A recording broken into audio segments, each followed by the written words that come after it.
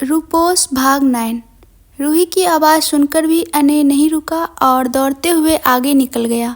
भाई अकेले जाना सेफ नहीं है कहकर अर्श भी अंजी का हाथ अपने हाथों में लेकर के आगे बढ़ने लगा। वहीं बाकी सब भी उसके पीछे पीछे बढ़ने लगे।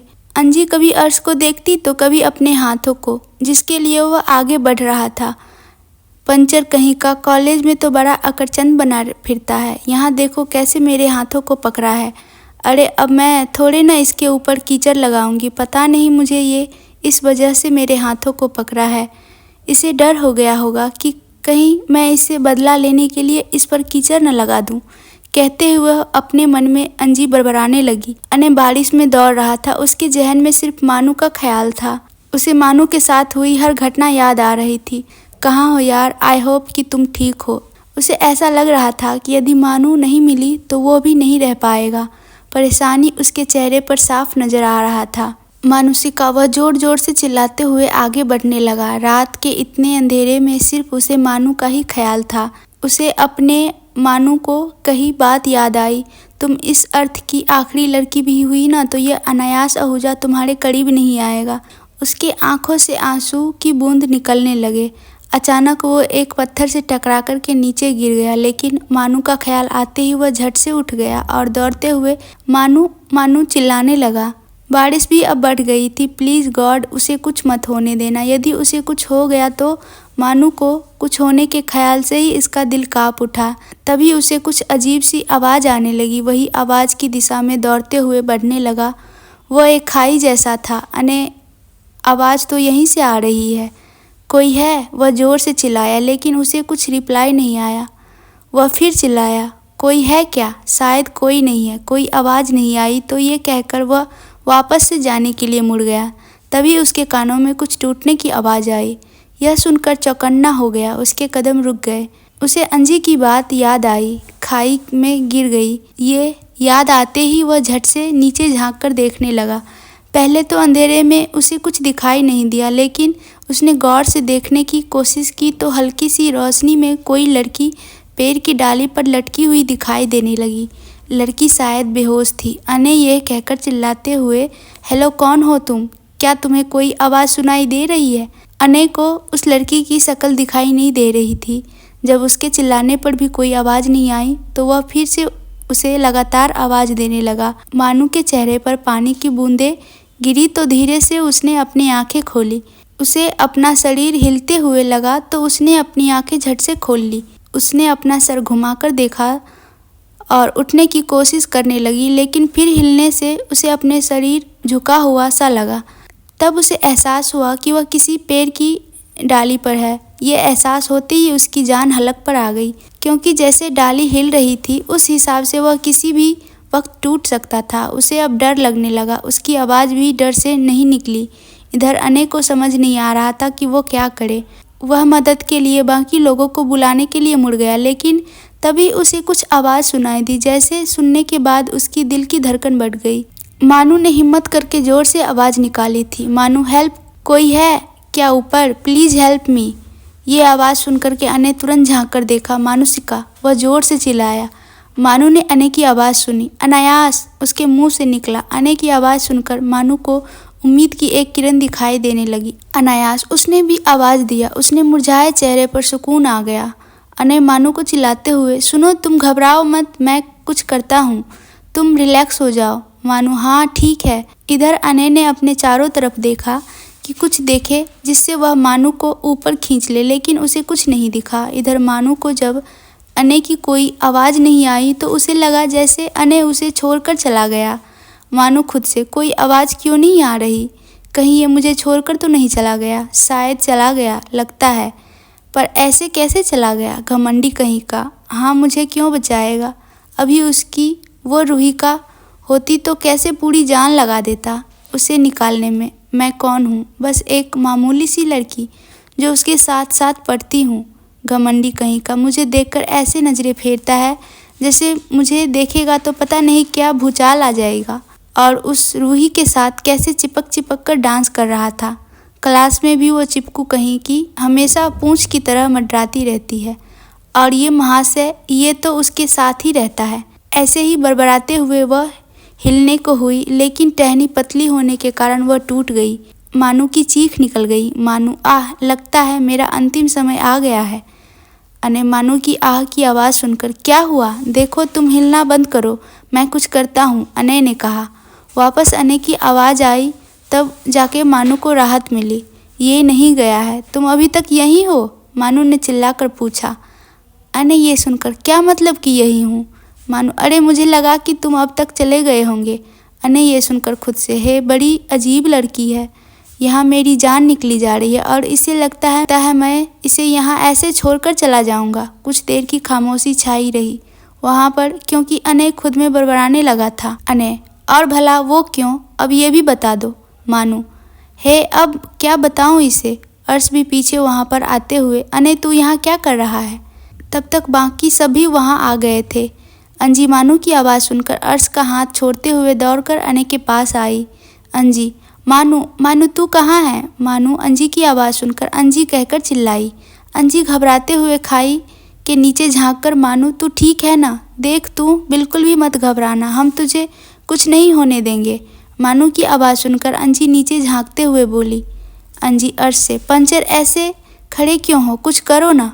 अर्श, क्या करे, बहुत नीचे है वह, हमें कुछ भी ऐसी चीज़ ढूंढनी होगी जिससे हम उसे ऊपर खींच सके। तभी अनय कहीं से एक बैल लेकर आया। वह इन लोगों को देखकर आसपास कुछ ढूंढने गया था जिससे वह मानू को ऊपर ला सके। अर्श ये देखकर अनय से, ठीक रहेगा, पर उस तक पहुंच पाएगा या नहीं ये नहीं कह सकते अनय, लेकिन कोशिश तो कर सकते हैं ना। अनय ने सभी की ओर देखते हुए कहा। काशी, ये सभी सहेलियाँ एक जैसे ही है। ये लोग मुसीबत को ऐसे बुलाती है जैसे आ बैल मुझे मार। काशी ने रूसा और रोहिका से कहा। रूसा, सही कहा, मुझे तो ऐसे लगता है जैसे मुसीबत इसके पीछे ही आती है, बल्कि ये खुद ही मुसीबत के पास चली आती होंगी। रूसा ने भी काशी के हाँ में हाँ मिलाते हुए कहा। रूही, अरे यार, तुम दोनों इस टाइम में कैसी बातें कर रहे हो? देखो ना, बेचारी जिंदगी और मौत के बीच फंसी है, पता नहीं जिंदा बचेगी भी या नहीं। रोहिका ने भी अपना दांव फेंका। तीनों की बातें अंजी सुन लेती है। उसके चेहरे पर दर्द के साथ गुस्सा उतर आता है। वह उन सब पर चिल्लाती हुई, सही कहा तुम लोगों ने, हम तो खुद ही मुसीबत के पास जाती है ना, और मैं भी भला तुम लोगों से मदद की उम्मीद क्यों रख रही हूँ? कहकर वह अनय के हाथों से बैल को छीनने लगी और कहने लगी, चले जाओ तुम सब, यदि तुम लोगों को हमारी मदद नहीं करनी है तो मैं खुद अपनी मानू को बचा लूँगी। कहती हुई वह खाई के नीचे उस बैल को फेंककर मानू को पकड़ने के लिए कहने लगी। अर्श अंजी को खाई के करीब देखकर घबराते हुए, ए टेम्पो, तुम क्या कर रही हो? फिसलन है वहाँ, दूर हटो वहाँ से। अंजी गुस्से से, ओए पंचर और उसके बिना हवा के टायर, तुम लोगों को हम लोगों की फिक्र करने का, दिखावा करने की कोई ज़रूरत नहीं, समझे? अनय अर्श की ओर देखता है। बेचारा अर्श अभी जलती हुई आग को पकड़ने के लिए बढ़ने लगा। अर्श, देखो, ये बच्चों की खेलने की चीज़ नहीं है और न ही कोई मैदान है, तो चुपचाप जाकर उधर खड़ी हो जाओ। अर्श ने अंजी के करीब आते हुए कहा और धीरे धीरे आगे बढ़ रहा, क्योंकि मिट्टी गीली होने की वजह से फिसलने का डर था। वही अंजी के करीब आकर झट से बैल को छीनकर अनय को पकड़ने के लिए दिया और अंजी को कमर से पकड़कर उठाकर दूर लाकर खड़ा कर दिया। अंजी गुस्से से, छोड़ो मुझे, पंचर कहीं के, छोड़ो, कहकर वह छटपटाते हुए अर्श की पकड़ से छूटने की कोशिश करने लगी, लेकिन अर्श उसे मजबूती से पकड़ रखा था। कुछ देर बाद वह शांत हुई और बच्चों की तरह रोते हुए बोली, मानू को कुछ नहीं होगा ना? अर्श, देखो, तुम कोशिश कर रहे हैं, उसे कुछ नहीं होगा। सांत्वना देते हुए अर्श ने कहा। मानुषिका, इसे पकड़ने की कोशिश करो, अनय ने बेल को मानू की तरफ फेंक कर कहा। मानू ने उस बेल को पकड़ने की कोशिश की और आखिर थोड़ी मशक्कत के बाद मानू ने बेल पकड़ लिया। ये देखकर सबके चेहरे पर स्माइल आ गई। अब मानू धीरे से बेल को पकड़कर ऊपर आने लगी। वो लगभग आधे में आ ही गई थी कि अचानक बेल बीच में टूट गई और एक चीख वहाँ के वातावरण में गूंजते हुए सभी के कानों में सुनाई दी और अनय का दिल धक से रह गया। अनय के आंखों के सामने ही मानू चीखते हुए नीचे गिरने लगी। ये देखकर उसकी सांसें जैसे अटक गई। मानुषिका, वह अपनी पूरी ताकत से जोर से चिल्ला उठा। उसका चिल्लाना सुनकर सब करीब आ गए। अंजी भी मानू को गिरते देख चिल्लाते हुए नीचे झुकने लगी, पर अर्श ये देखकर उसे तुरंत पकड़ लिया। मानू गिरती हुई वापस उस पेड़ के पास से गुजरने लगी। तभी उसने एक पतली सी टहनी को देखकर उसे पकड़ लिया, लेकिन फिसलन होने के कारण उसका हाथ फिसलने लगा। मानू ने अंजी चिल्लाया। हाँ मानू, अंजी ने कहा। वही मानू को लटका देखकर अनय की सांस में सांस आई। अनय मानू को देखकर, देखो तुम उसे छोड़ना मत, मैं कुछ करता हूँ। मानू, नहीं, मेरा हाथ फिसल रहा है, मैं इसे ज़्यादा देर तक पकड़ कर नहीं रख सकती, मानू ने बड़ी मुश्किल से कहा। अनय और बाकी सबको समझ आ गया कि क्या करे। आह, मानू की चीख निकली। अंजी, क्या हुआ? देख, हिम्मत रख यार, हम लोग कुछ ढूंढ रहे हैं जिससे तुझे बचा सके।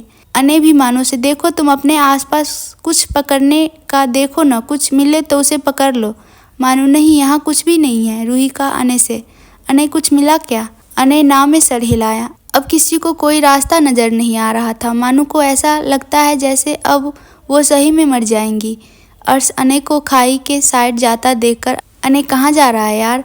अनय अर्श से, और कोई रास्ता नहीं है, कहकर वह खाई के करीब जाने लगा। रूही का ये सुनकर, देखो हम कोई न कोई रास्ता ढूंढ लेंगे, तुम्हें जाने की ज़रूरत नहीं, नीचे फिसलन है। रोहिका ने अनय को खाई के करीब जाते देखकर कहा। काशी, हाँ हाँ अनय, तुम्हें नीचे जाने की कोई ज़रूरत नहीं, इसमें खतरा है, काशी ने कहा। अनय बेचैनी से, लेकिन मुझे और कोई चारा नज़र नहीं आ रहा है, मुझे नीचे जाना ही होगा। रूसा अनय की बात सुनकर, नहीं अनय, तुम नहीं जाओगे, हम तुम्हारी जान को रिस्क में नहीं डाल सकते, यदि तुम्हें कुछ हो गया तो हम। नहीं नहीं, तुम नहीं जाओगे, दैट्स फाइनल, रूसा ने कहा। अंजी अनय से, हाँ हाँ, तुम्हें जाने की ज़रूरत नहीं, यदि और कोई चारा नहीं तो मैं जाऊंगी नीचे, अंजी ने सबकी तरफ देखते हुए कहा और आगे बढ़ने लगी। अर्श ये देखकर घबराते हुए तुरंत अंजी का हाथ पकड़ लिया। अर्श अंजी का हाथ पकड़कर उसे रोकते हुए, पागल मत बनो, नीचे देखो, पूरा फिसलन है, नीचे जाना खतरे से खाली नहीं। अंजी गुस्से से, तो क्या करूं, ऐसे ही मर जाने दूं अपनी सहेली को, यदि उसे कुछ हो गया तो मैं उसके घरवाले को क्या जवाब दूंगी? वैसे भी बड़ी मुश्किल से उसके मम्मी पापा माने थे, उन्हें तो ऐन वक्त पर मना कर दिया था इधर आना खतरे से खाली नहीं है करके, पर मेरे ही जिद पर उन्होंने उसे यहाँ आने के लिए अलाउ किया है, मैं उसे ऐसे नहीं छोड़ सकती, कहकर अंजी अर्श को धक्का दिया और आगे बढ़ने को हुई। सुनो यार, ऐसे भावनाओं में बहने की जगह नहीं है ये, अर्श ने फिर से अंजी को रोकते हुए कहा। वह तो सोचना भी नहीं चाहती थी, यदि नीचे जाने से अंजी को कुछ हो गया तो वह क्या करेगा। मानू को भी उसकी आवाज़ सुनाई दे रही थी, देखो ऐसा मत करो, किसी को आने की ज़रूरत नहीं, मेरे लिए कोई भी अपनी जान खतरे में नहीं डालेगा, मानू ने चिल्लाते हुए कहा। आह की चीख फिर से उसके मुंह से निकली, क्योंकि जिस डाली को वह पकड़ी हुई थी वह टूट गई, लेकिन हल्का सा जोर बचा हुआ था। तो क्या करोगी तुम, सुपर वुमेन हो जो खुद आ जाओगी, अनय ने मानू की आवाज़ सुनकर गुस्से से कहा।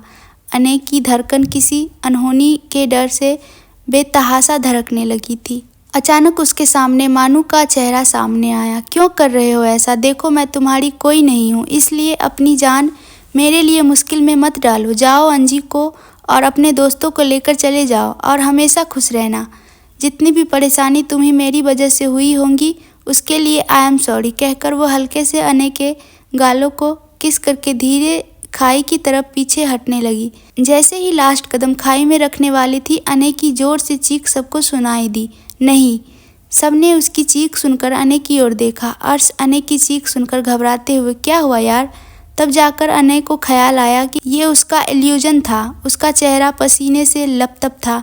अनय ने अपने दिल पर और गालों पर हाथ रखा, उसके चेहरे पर स्माइल आ गई। वह तुरंत नीचे की तरफ बढ़ गया। रूहिका अनय को जाते देखकर, अनय नहीं यार मत जाओ, कहते हुए रूहिका ने अनय का हाथ पकड़ लिया। अनय ने रूहिका की ओर देखा और उसका हाथ छुड़ाकर नीचे उतरने लगा। सब उसे ऐसा करने में मना करने लगे, लेकिन उसने सबको अनसुना कर दिया। अनायास रुक जाओ, मानू ने कहा, लेकिन वह नहीं माना और संभलकर अपने पैरों को रखते हुए मानू की तरफ बढ़ने लगा। अब सभी की सांसें रुक सी गई। जैसे तैसे अनय मानू के करीब पहुंच गया। अपना हाथ दो, उसने मानू से कहा। मानू अनय की आवाज़ सुनकर एक टक कभी उसकी शक्ल को तो कभी उसके हाथों को देखती। अनय अपना हाथ दो, डैमिट, मुझे बाद में निहार लेना, पता है मुझे बहुत हैंडसम हूँ। अनय ने मानू को अपने आप को ऐसा देखते देखकर उसकी हाथों की टहनी पर पकड़े देखकर कहा कि फिसल रहा था। मानू ये सुनकर झेंप गई और अपना हाथ उसकी तरफ बढ़ाने लगी। वो अनय के हाथों को पकड़ने की कोशिश करने लगी, लेकिन वो उस तक पहुंच नहीं पा रही थी। अनय मानू के हाथ को देकर, सुनो, थोड़ा और जोर से पहुंच ही जाएगा। मानू कोशिश करते हुए, नहीं हो रहा। अनय, देखो, मैं इससे आगे नहीं बढ़ सकता, इसलिए तुम थोड़ा सा कोशिश करो। मानू झुंझलाहट भरे स्वर में, अरे अब नहीं बढ़ रहा है तो क्या करूं? मैं कोई रबर तो नहीं हूं जो मेरा हाथ फैल जाएगा। अनय ये सुनकर सीरियस से, देखो, मैं मजाक के मूड में नहीं हूं। मानो, तो क्या मैं हूँ? मैं भी कहाँ मजाक कर रही। नहीं हो यार, रहने दो तुम। वैसे भी तुम्हें आने की कोई ज़रूरत नहीं, फालतू में अपने जान को खतरे में डाला है। ये सुनते ही अनय ने घूर कर मानू को देखा। मानू उसे देखकर, घूरो मत, सही तो कह रही हूँ। अनय थोड़ा और झुककर, अब हाथ फैलाकर थोड़ा आगे बढ़ने की कोशिश करो, मुंह मत चलाओ। अनय ने मानू की बातें सुनकर गुस्से में कहा। थोड़ी देर मशक्कत के बाद आखिर मानू ने अनय का हाथ थाम लिया। अनय ने राहत की सांस ली। उसके हाथ को अपने हाथ में आता देखकर उसने जोर लगाकर मानू को अपनी तरफ खींचा, लेकिन जोर देने के वजह से अनय ने जो टहनी पकड़ी थी वो टूट गई और दोनों की चीखें चारों तरफ गूंज उठी।